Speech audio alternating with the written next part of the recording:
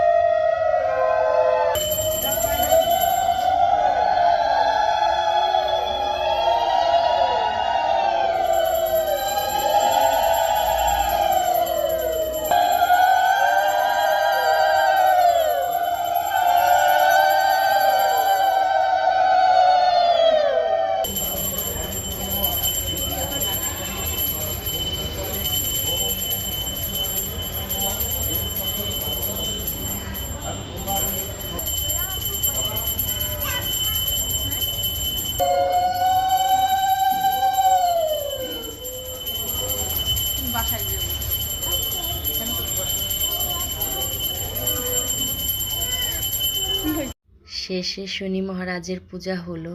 এখন পূজা শেষ। শনি মহারাজ সকল ভক্তর মনের বাসনা পূরণ করুক, এই কামনাই করি।